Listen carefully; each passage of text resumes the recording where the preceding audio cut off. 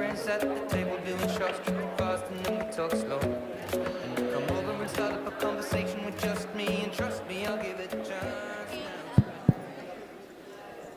Good afternoon, everyone. Hello. We're excited to have you all gathered here for our annual World Language Exchange Student interview panel. The students have been working on reflecting and gathering some responses to share with you about their experience here in the United States at Clarkson High School in Michigan. So we are going to get started with some introductions. Somebody want to fill in this? Here, I'll switch down the chair. Well, Louisa, come down here. One of you guys come down here. Okay, we're playing musical chairs. We'll start with a quick introduction. Each of the students will tell you their name, their grade, their home country, hometown, and then share with you if they're involved in any teams or sports since they've been here. And then they will give you their introduction in their home language just so you can kind of hear them speaking in their home language if they can still remember how to do that. Go ahead. Hello, my name is Alba. I'm 17 years old. I'm a junior here at the CHS, and I came here to the States for the very first time last August. And I haven't been able to join any sports. I would have liked to do volleyball though, but I do have been involved with the high school musical.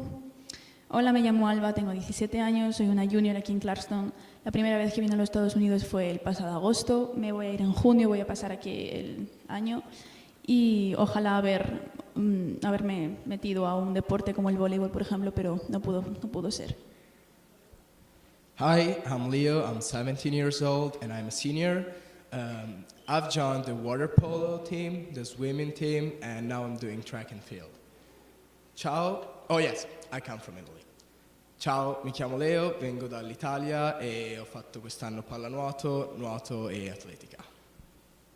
Hi, my name is Loa. I'm a sophomore. I'm 15 years old. I just got here in January and I'm going back home after Christmas in December. My main sport is MMA, but I joined the wrestling team last season. So, and I'm from Brazil. Did I say that? I don't know. I'm from Brazil. Meu nome é Loa, eu venho do Brasil. Eu luto MMA e eu entrei no time de wrestling na última temporada. Hi, my name is Erasmo Andrés Juárez Casas. I'm from Mexico. I am 17 years old. I'm a senior. I am actually not a exchange student, but because I have not a long time living in the United States, I decided to be part of this thing. I do like to play soccer. I am currently in a club outside that school. I like to listen to music and I like to eat food. Me llamo Erasmo Andrés Juárez Casas, tengo 17 años, soy de México, no soy un estudiante de intercambio, pero pues decidí estar aquí porque tengo poco tiempo viviendo en los Estados Unidos. Me gusta jugar al fútbol, estoy en un club fuera de la escuela, me gusta escuchar música y me gusta comer. My name is Camille Dejoie. I'm a senior. I'm from France and I live in Nantes. I joined the lacrosse team this year, and in France I like skiing and boxing. Donc je m'appelle Camille Dejoie, je suis française et j'habite à Nantes. Je suis en classe de terminale. J'ai rejoint l'équipe de lacrosse ici à Clarkson et en France je fais du ski et de la boxe. Hi, my name is Marwa. I'm 18 years old. I'm a senior and I'm from Italy. My mom is from Ethiopia. Ciao, sono Marwa, ho 18 anni, vengo dall'Italia, mia madre è etiope. I'm Diego, I'm from Spain, 17-year-old. I'm a junior and I don't play in any team, but I like to play soccer and I do boxing too. Hola, me llamo Diego, tengo 17 años, soy de España y no juego en ningún equipo, pero juego al fútbol y hago boxeo. I'm Nico, I'm 18 years old, I'm a senior, I'm from Spain too. not Mexico, Spain, and I like to play soccer. Hola, me llamo Nico, tengo 18 años, me gusta el fútbol, estoy viviendo aquí en Estados Unidos, soy de España, no de México, y pues eso. I'm Cam, I'm 19, I'm a senior, I'm from Mexico City, I like soccer. Hola, me llamo Cam, soy de México, me gusta el fútbol y estar con mis amigos. Hi, I'm Leonard, I'm from Germany. I'm a senior here in Clarkson, and I play golf in my free time, and I played for the tennis team last season. Hi, ich bin Leonard, ich komme aus Deutschland, ich bin ein Senior hier in Clarkson. Ich spiele Golf in meiner Freizeit und letzte Saison habe ich für Clarkson Tennis gespielt. Hi, I'm Cornelia Dugas. I'm 16 years old and I currently play lacrosse for Clarkson. And last year I did cheer. Hallo, ich bin Cornelia Dugas. Ich hatte gerade fast meine Sprache vergessen. Ich spiele lacrosse für Clarkson und ich bin 16 Jahre alt. Hello, my name is Luisa. I'm from the capital of Germany, Berlin. I'm a senior, 18 years old. I play also lacrosse here in Clarkson and I love to go snowboarding in the winter. Hallo, mein Name ist Luisa. Ich komme aus Deutschland, Berlin. Ich bin ein Senior und 18 Jahre alt.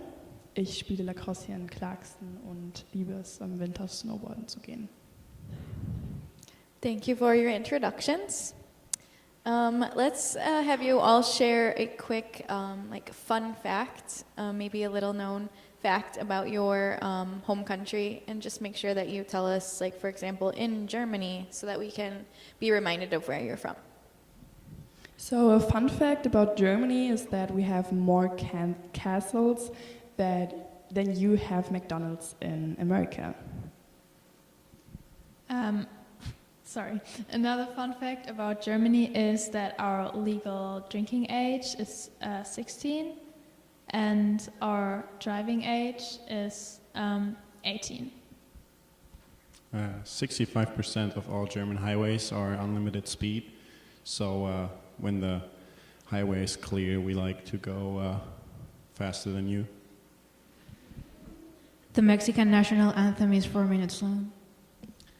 The national Spanish anthem doesn't have lyrics.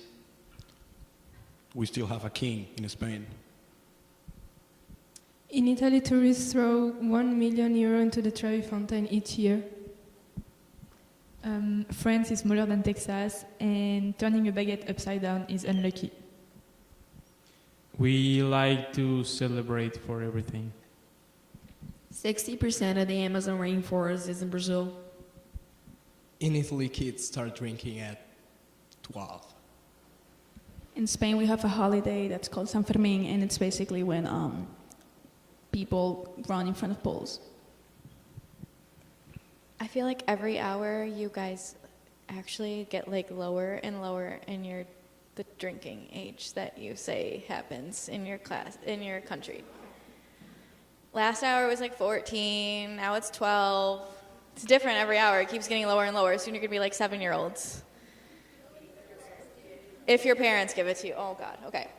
Let's talk about traveling. To come to be an exchange student requires a lot of planning and preparation. For the most of you, you're spending months, maybe a year in advance. We'd like to know about what kinds of things you had to do, where you had to go, what kinds of tests to take, whatever, in order to be eligible to be approved to study abroad. Well, I was very lucky to have a scholarship to come here. My process started October 2021. That's when I sent out my application and I applied for this specific program in Spain. And I remember I had to do like an English level test. I had to do some paperwork, one-on-one interview with somebody to see if I was the adequate candidate for this scholarship. And they finally said yes, and they were like, okay, well, we're sending you to the States. And from that on, it was me working with an agency and trying to figure out where my placement was going to be. I was about to go to Minnesota, but I'm here now, so everything can happen. Yes, I started with my application in November 2022. First of all, you have to call and figure out which agency you want to use. What? 2021. and you have to figure out which agency you're gonna use to leave. Then you have to go through a lot of paperwork, a couple interviews, an English test. Then you have to get your visa, so a lot more paperwork. And then finally, if you get your host family, you can leave and go for your exchange year. I think the two hardest parts are getting enough money because it's really expensive to be an exchange student, and also getting an American visa is such an effort. We gotta I, for example, traveled to another state so I could go to the American embassy and do my interview and fill out all the paperwork so I could get a visa. My agency is called JEV Lang. I applied in November 2021. I had to pass an English test, a psychological test, and an interview to know my motivations. I had to go to Paris to the American embassy to get my visa, and I got my host family only 2 weeks before my departure date. My agency is called Study Tours, and I applied in November 2021. I also got lucky too, and I had a scholarship. After that, I had to do an application, a presentation video, a lot of paperwork, some pre-meeting, and some missing vaccines and the visa. I did all that too, and at least I think 2 months, so it was quicker than the others. It's a very long process and a lot of paperwork, but here we are. So I applied to 4 different organizations in November 2021, and I had to make, I think, 1 English test, and I had to get 4 vaccinations because you have different diseases here in America than we have in Europe. So that was a lot of stress, but at the end worked out, and then I had a lot of documents I had to sign, contracts. I had to write long paragraphs for the host families who considered to take you, and then I ended up with a very good host family, how I think, and I have a beautiful host brother, or a nice host brother, let's put it that way. And I'm happy to be here now. I applied a couple months before I left, so pretty last minute, and then I had to do a lot of, as the others also said, a lot of paperwork and a letter to the host family, and you have to do an English test. And getting the visa was a challenge, but yeah, it worked out, and then I got here. Yeah, I applied very late too, so it was stressful. My parents helped me a lot with all the stuff, with all the paperwork. Yeah. What advice can you give to our audience about traveling internationally, doing so safely, mindfully? What kinds of advice can you give to them based on your experience? So I don't really have an advice. It's just, I always say, if you want to apply for exchange year or study abroad, do it. Don't be scared, even when it's not your native language. When you go alone, I know it's scary, but it will be the best year of your life. Yeah. Yes, definitely, and I would also say, even though it seems scary to go somewhere on your own, it's definitely worth it because you learn a lot about yourself also, and you meet a lot of new people, and it makes you more confident, I would say, and you learn a lot. I would say if you want to study in the US or you go to Europe, you should be organized with all the stuff, because that's a lot you have to sign and to fill out. So if you get confused with what you got and what you have to do, that's going to be pretty stressful. Just be open-minded. You're thinking going to other country to study, do it. It opens your mind. You meet new people. You see things that you do that other people, they do different. And if you're scared or something, there's always people who can help you. If you can afford it, do it. Just remember that the gate at the airport goes 15 minutes earlier, because I was about to miss my flight and they called me like 10 minutes with the speakers. Be prepared in case for any type of search. So, for example, drug search, because it happened to me when I came here. So I was in Paris, and the lady at the airport was looking at me weird, and she told me that I was suspected for carrying drugs, and she put me in a room alone, and I had to wait like 2 hours alone. And then people came, and I have to take off my clothes, and they searched all my stuff. They searched my phone, they searched my computer, and yeah. Just like be respectful of their culture and like try to learn the basics of the language, or else you're gonna be really lost. Yeah, just just be aware of your surroundings, keep an open mind, and I don't know, don't say no to any experience they propose you. Just have fun. Don't close yourself to anything, and just regarding the language, just be open to embarrass yourself and make mistakes and just talk to a lot of people, and just, because you're gonna find people that are just not nice to you because of whatever, any type of stereotypes or whatever, but you really need to put yourself out there and start talking to people and make connections. That's the only way you can learn.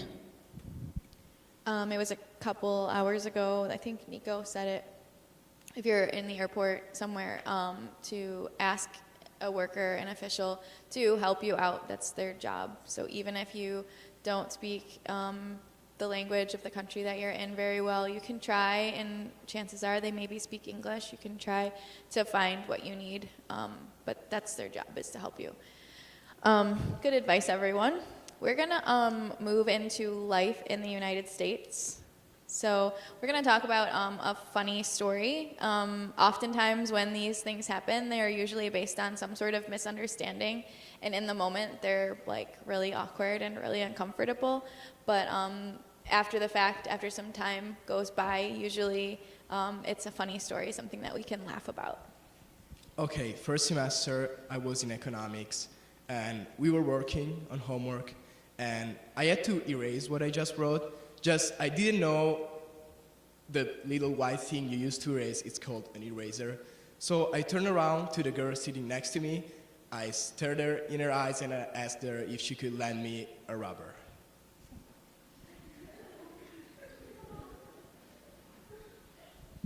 So this story happened to both of us. So I saw on TikTok, it was a sentence or a word, I don't remember, and it was humping, and we didn't know what that means. So I asked my little host brother to hump the ground, and he started doing it. So I was like, oh, okay, it's weird. And then during dinner time, so in front of my whole host family, he told my host parent that I asked him to hump the ground. Did you guys understand what she said? Were you able to understand? Okay. We had some trouble understanding last hour. Good. Okay, go ahead, Mala. So it was my first time dealing alone at the store, and so I went there to the cashier, and so the girl said, "Hi, how are you doing?" And I just said, "Thank you," and I didn't understand. So me and my brother, we were in Tennessee in a football game, and I didn't know how to speak English, so I went to the bathroom, and the police asked me, "What is your ticket?" He had my ticket, so I didn't know what he was saying. They kicked me out from there, and it was like, what I did, like, I just went to the bathroom, but... So I think it was the first soccer game here in Clarkson, and for European people or South American people, soccer, or how we call football, is pretty emotional for us. And so I was very excited to finally see the school play soccer, and the other school was disrespecting, and so I flipped them off. And unluckily, some mom, some not nice woman, took a picture of me. And while I was flipping somebody off, and turned that into Mr. Cousins, and got me in trouble for that, but it was totally worth it. Wait, but Leonard, in your culture, Tell us about what that means in your culture. Okay, so in Germany, flipping somebody off or swearing is not bad at all. So you go to a soccer game, basically all laws and all rules don't count at a soccer game. You can do whatever you want. If the other team is disrespecting you, you're disrespecting them. So, and I thought that's the same here in the US, but it's obviously not. So don't do it. I accidentally popped a plastic bag in class, and it was so loud that people thought it was a gunshot. I felt sorry for them because one girl screamed and everybody was shocked. And I mean, in Germany, it's not a big deal when you pop a plastic bag, but yeah, I'm sorry for the people who were in class this day. Okay, I sent out a Google form to a lot of your teachers and got some, asking for some questions of things that you all wanted to know about from our exchange students. And surprisingly, so many of you asked about what the exchange students thought about school lunches. Yeah, so students, when you respond, maybe you could give us a positive and an area of improvement. How about that? Okay, so I start with the positive. I mean, the chocolate milk is not bad. Then the nachos are good, but so this one time I ordered French fries and a burger, and it was so dry. Never again. Yeah, the chocolate milk is pretty good. Yeah, but it's very expensive for. Yeah, it's okay. So it looks all right. I think looks like you can eat it, but to improve it, just don't sell it anymore. We appreciate the effort. No comments. Trash. I think you shouldn't mix milk and lunch. I think it's very expensive for nothing. Like there's a lot of choice, but it's every day the same thing. There is a couple of good things, but still is very expensive. Thank you for trying. The chocolate milk is pretty good. For the rest, we appreciate the effort. The lunch break should be longer. So it's chocolate milk and nachos. Is that what you're eating every day? Oh, okay, they don't eat at school. Okay, let's talk about language, kind of building on the idea of misunderstandings. Let's talk about language. What's a word, phrase, or expression that you either can't pronounce, can't spell, you're always mixing up? And in some of the cases, I will more or less translate what they're saying so that you can understand, because some of them are really actually hard for them to still pronounce. The thing is that I cannot imitate the accent here. Like, for example, instead of mountain, they say mountain, like mountain, batten, instead of batten. All that stuff. I don't know.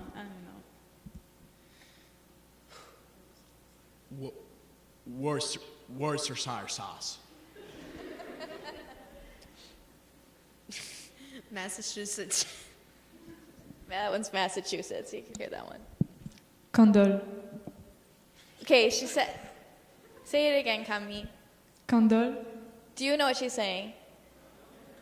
Anybody want to guess? She's actually saying candle. The first time she said it, I thought she was saying condom.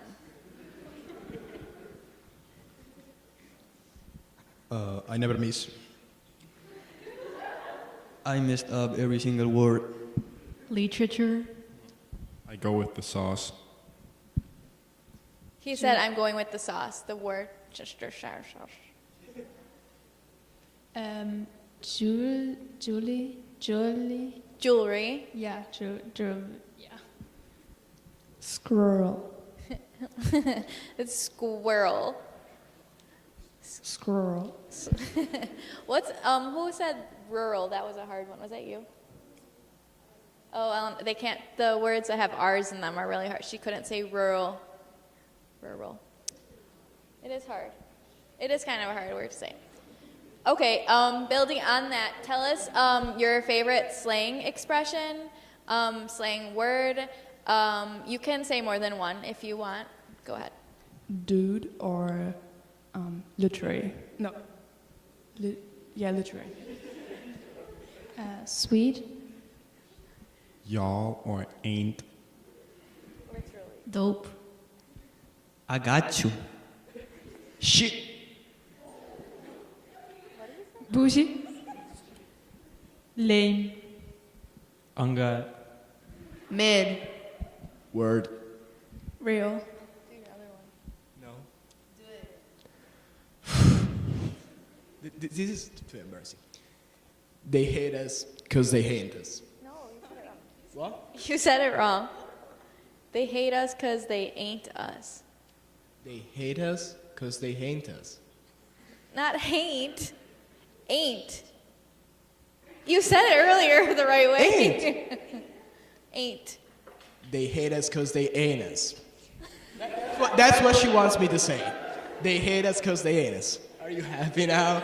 Yeah. Okay.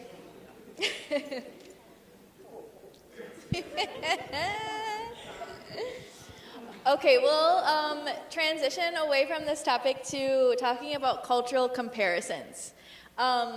So what are some of the major differences between your lifestyle here in Clarkson or in Michigan that is totally different from what you're used to in your home country? Common topics include school, leisure, free time, navigating daily life. A lot of you asked about like them going to the grocery store, which was like a weird random question that you wanted to know a lot about. Go ahead. I have to wake up really early here, and in Spain, like my classes start like 8:30. So yeah, I miss sleeping in, and like just having a lot of extra time. Also walking to school, like my school was just 5 minutes walking from me, and now I just can't. And the bus or having to have somebody take me to the school, like car, it's just annoying. Okay, I come from kind of a small village back in Italy, and one thing that is really impressive is the size of things. Like food portion, they're big. Cars are big, roads are big, people are big. Like everything is huge. For me, it's the school day. Since like my school day in Brazil starts at 7 a.m. I gotta be at school, and we leave at like 12:30. So I have like the afternoon for myself, and also at least I walk everywhere it needs to be, because we can only get our license when you're 18. So it's like better to walk everywhere. We also have like way better public transportation. Well, in my case, I would say school is pretty different from here in Mexico.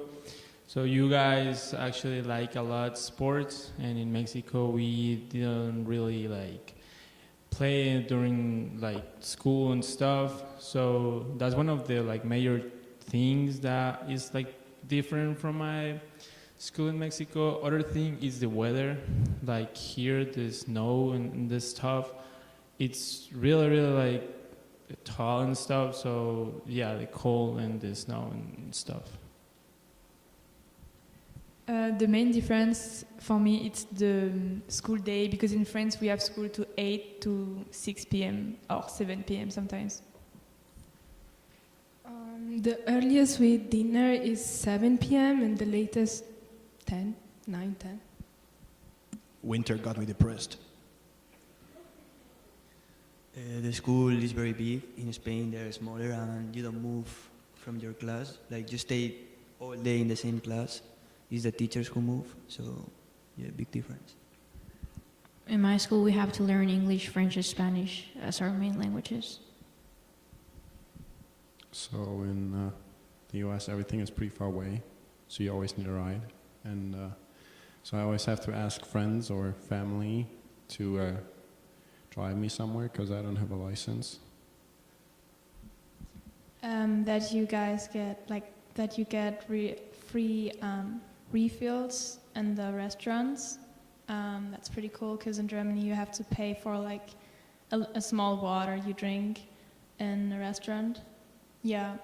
And then I would say the school sport, because, for example, I didn't even know what lacrosse was, and I tried it here and I like it, so that's pretty nice. So the main difference for me is the schedule, the school schedule. You have every day the same classes, every day 6 classes. Back home in Germany, I have every day a different amount of classes. And like I used to have on Monday 2 classes and on Tuesday 10 classes. Yes. When I asked you guys all for some feedback about what things you wanted to know, a lot of you asked, was school easier or harder in the US compared to at home? Exchange students, with a raise of hands, raise your hand if you think that school in the United States is easier than at home. Okay. If you put your hands down, raise your hand again if you think that school in the US is more fun. Okay. Let's talk about expectation versus reality. Before you came here, you received a placement notification. You found out you were coming to the U.S. You knew you were coming to the U.S., but you found out you were coming to Michigan. You maybe learned that your placement was close to Detroit. You had all kinds of expectations about what things would be like here, living in Michigan, living in the United States. And then when you arrived, the reality may have been different or changed from what actually it was. So talk about this expectation versus reality. Yeah, when my organization told me that my placement is nearby Detroit, the first thing I did is Googling Detroit. And the first thing I saw was dangerous places, lost places you should never visit. And then I came here, I went to with my host family to Detroit, and it was actually pretty nice. Yeah, I think a lot of changes are in Detroit between 2017 and now. So my expectation was that school is really easy here, and no offense, like some people, like most people, are pretty stupid, but that's not like the reality. That's what I expected a bit, because many people in Germany kind of think that. But I actually think that a lot of people in school here work really hard, because in Germany people care a little less in school. Yeah.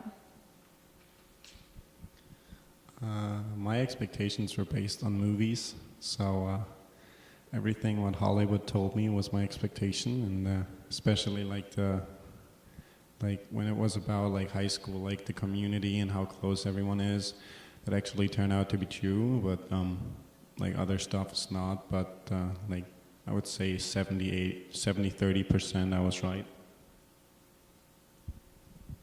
I thought it was going to be a bigger city and with more stuff to do. I thought winter was going to be cold, and it's cold and boring. I thought to see more people walking in the streets, but nobody used the sidewalks. I thought that all the cities were big, like with big buildings, like in New York or downtown Detroit.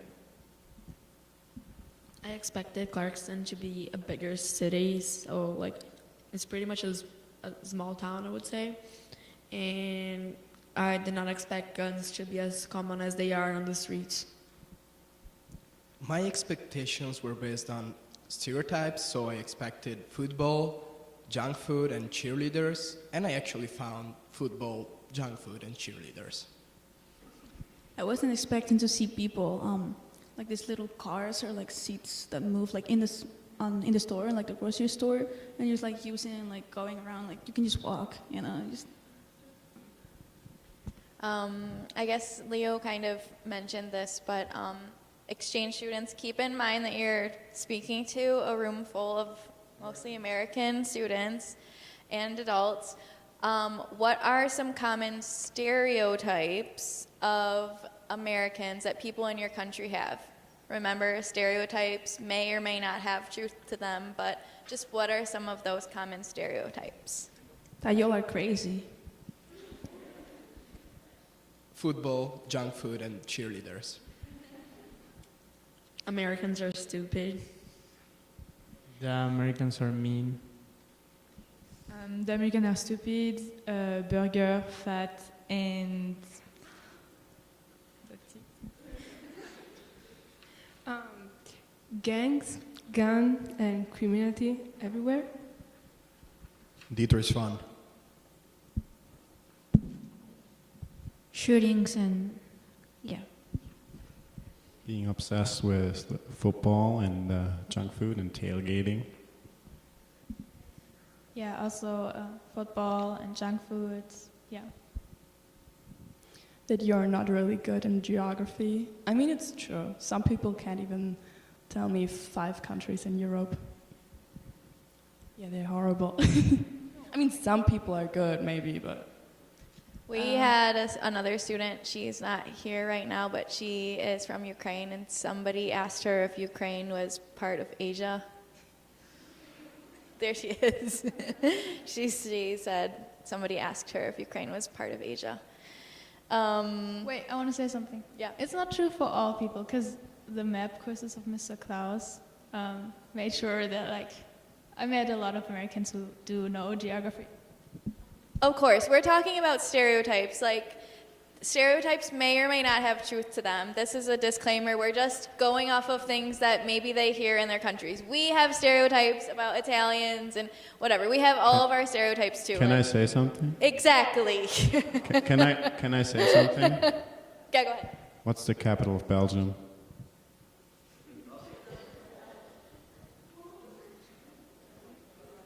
Does somebody raise their hand, please? What's the capital of Belgium? I thought you said it.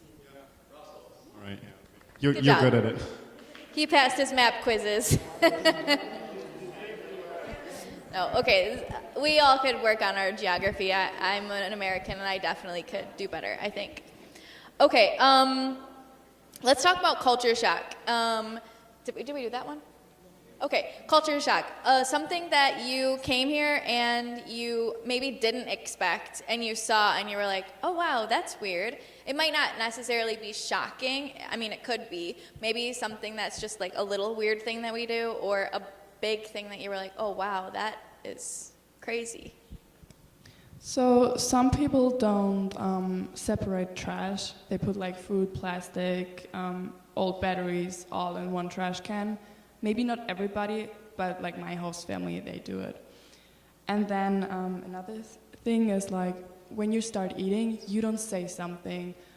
We in Germany, we say guten Appetit. That means like have a good meal. And I mean, now I'm used to it that you just start eating and don't wait for each other. Yeah, I think it's rude, but I'm used to it. I would say like the free refills, but it's not a shock, it's a nice thing, because I'm just not used to not paying for like getting more to drink. So that's something, I don't know if it's true for every American, but Nico and my host family, we came here and we had the first 7 days, we had 7 meals or 7 times dinner with chicken. So you here in the US have a lot of chicken, and in Germany we eat pork and beef and chicken, but more like we eat it not that often as you do, so we want to have some different meals. It's weird that you say good night after school. You have dinner at 6 p.m. We have dinner at 10 p.m., so I don't know, that's weird for me. Walmart. You guys turn right even with the red light, and also use paper plates. Here it's important to tips the staff, and we don't do that in France. And also that there is American flags everywhere, so in the classroom, in front of the houses. Something that really impressed me when I used to arrive to the United States, when I first went to a football game, I saw like the band and all that stuff, and I really like how like you guys cheer for the team and stuff. It's like a really really good experience to have. And as well as fast food, I think it really impressed me too. Fast food is like really really big. You guys have like these big sizes and stuff. For me, I think the weirdest thing is when the bill comes at a restaurant and then you just put your card and then like let the waiter like get your card, run your card. Like in Brazil, we don't do that because someone can just like take a picture of your card and buy a ton of stuff online. Or also when they're like, when the bill comes and they're kind of like rushing you out of the restaurant. I hate that so much. No, one thing was a little bit shocking is that people ask you, how are you doing, but they don't actually care about how you're doing. It's just a way to say hello. So when I first got here, people were like, oh, hey, how are you doing? And I would actually start to say, you know, oh, yes, I'm doing good, but they would just walk away. So it was pretty sad. Your hot cocoa, like you guys use water with it, that's just wrong. Like, yeah, use milk. Exactly, yeah. Did somebody said it's weird that we drink milk at lunch. Was that you, Mawa? Yeah. So we drink milk at lunch, but not in our hot cocoa. Sometimes. I put milk in my hot cocoa. Okay, we'll do one more question altogether, and then we'll take some questions from you. So if you have something that you're burning to know about, just hold that for another few minutes. We want to know about what you miss from home. The majority of you, and I think it would be true for any of you if you spent some time abroad, the first thing that you would say that you missed from home would be like your friends, your family, your dog, whatever. Besides that, like what are those like little things that you just can't have until you get home? Like what are those like little things? And be specific, if you will. I miss the ocean, being able to just walk 5 minutes and be next to it and go to the beach with my friends, spend the day there. Because I'm seeing like stories or posts of my friends and they're in the beach already, you know, like the weather is just great and the water's nice. But specifically because I live next to a harbor too, like my town is like a coastal town with a lot of fishers and just marine life, like next to the ocean, whatever. And there's a lot of seagulls. So my friend was sending me a voice message like a couple of days ago, and in the background, like I could hear the sound of these animals, and it just reminded me of home and like walking in the harbor, and I don't know, it was just like a sound, something that made me think back of home, and I didn't even listen to what my friend was telling me. So Seagull is like probably something that you never even like thought about really when you were home until you were gone, and then it was there. Because they are very annoying, you know, like the sound is super annoying, like super high pitched. So it's something you're like, oh, shut up, you know, like you stop, and you know, you're waking up in the morning or going for a walk, but yeah. I miss the food, grandma's food, specifically grandma's food, because grandma's food is just something special. Yeah, it's just different. I miss my dad's cooking and going out at night for like nightclubs and like getting home at 5 a.m. and it being like, okay. I really miss going out late night because here everything is closed by 9 or 10. I miss the good weather and also good bread, like a baguette. I miss the Alps and the landscape. Shout out for my mom, and I miss the train, taking the train every day to school. I miss all the Spanish food. Parties and music. Doing a kebab, which is shawarma, just better. I miss Nanduna and Vanillegepfeil, which is like a German like baked treat. And then I also miss not needing to ask for rides, because that's annoying. I miss techno music. Yes. Okay. We have about 10 minutes left. What questions do you have for either one of our student or the student group as a whole? Anybody have any? I know you want to know. Oh, yes. Good question. The question was, how long has each of you been studying and speaking English? I think since second grade, but I would say that our English education is not the best. So, especially at my school, I would say. We more concentrate on reading and listening and not really speaking. And yeah, this when I came here, it was my really first time speaking English. Yes. Yeah, for me to second grade, from second grade on, but I would also say it didn't really prepare good for actually speaking English. So you just like learn the best if you just go to the country.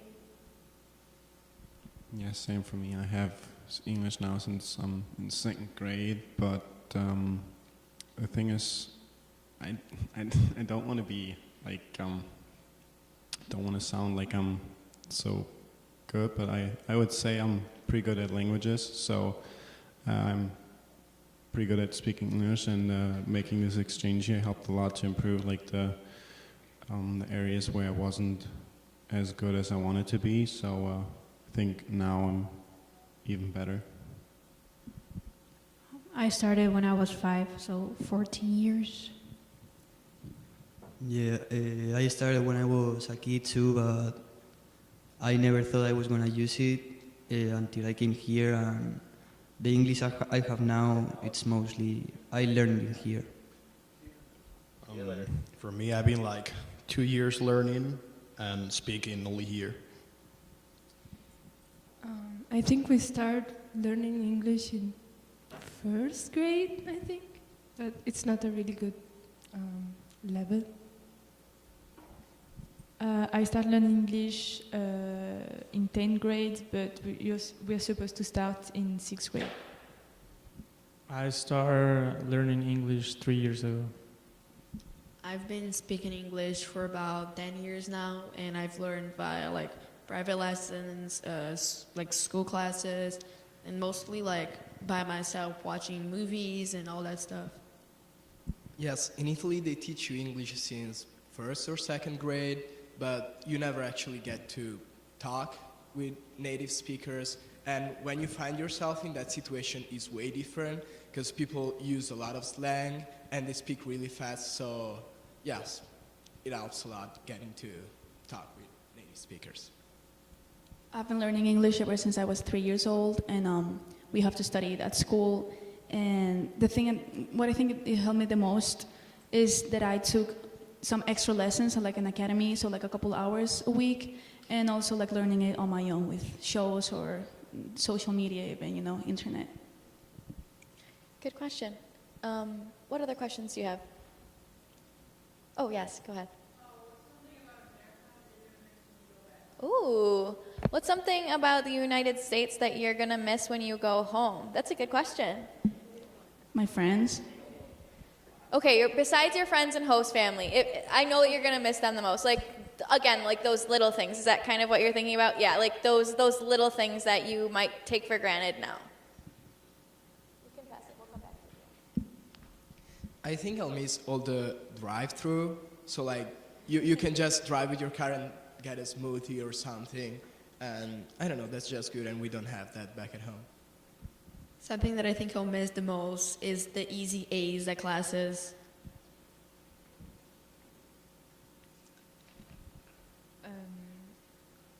Yeah, I wanted to say the easy level of the classes, and also the spirit of the school. Because in France, we just go to school, and like we don't have team sports or anything, and like we don't support our school. And I feel like here, everybody is doing something for the school, like a sport or music or anything.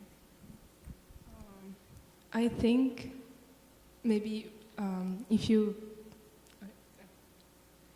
when you go to school, you don't really care how you dress, so maybe that. I'm gonna miss having 6 classes instead of 9. I'm gonna miss the football games. It's not something that like impacts me, but what I think is pretty amazing is the gas prices here in the US. like $3 a gallon. If we would put that on German market, you would pay 6. So you could be very happy, and of course, family, friends. I would say the football games, but also like that people are pretty open to ask you something. For example, like a stranger in a grocery store. In Germany, strangers just ignore each other, so you don't really talk a lot to people you don't know. So yeah. I will miss walking down the hallway with both of them speaking in German and no one can understand us. And probably the cinema or the snow. That's a good question. Good question. What other questions do you have? We have time for a couple more, probably. Maybe one more. Anything? Oh, you got one. Go ahead. Okay. Why did you want to be an exchange student? What made you want to come here? So after COVID, sitting at home, do nothing, I was like, okay, I have to get out of here. And yeah, then I decided with my parents for exchange year. So it was very spontaneous, but was the best decision I've ever made. I saw exchange students on TikTok doing like vlogs of their on YouTube doing like vlogs and stuff, and I thought it looked pretty cool, so I wanted to try living here, and then I got here. My mom did an exchange here 30 years ago and went to California and said that's going to be a life-changing experiment and experience. And I thought I'm going to try it myself, so here I am. I just wanted a new experience. My mom always told me to do it. I always said no, but this was my last year, so I think it was gonna be a good thing to do. I'm here for learning English and having a relaxed year. So from the movies, I always thought that the American high school was so cool, so I wanted to be part of it. To improve my English and discover new culture. Since I'm an MMA fighter, I have way more opportunities here, better training centers, and I want to do MMA as my career, so I have many more chances to pursue my career as a fighter if I'm in the United States instead of being in Brazil. Yeah, mainly in order to improve my English and challenge myself to see if I could live on my own. And also because I was a little bit fed up with Italian school and Italian people, I needed a break, so I came here. I remember Leo and I talking about this like at the beginning of the year, like relating a lot about that. But yeah, there's a lot of reasons. One of them could be English, new horizons, culture, whatever. But reality, I also just wanted to get out and be independent in a different way, under certain terms, but independent. And it's good to breathe on your own. Okay. That is all that we have for you today. The bell's going to ring any second now. Thank you so much for your attention. Thanks to the exchange students. Have a great weekend, everyone.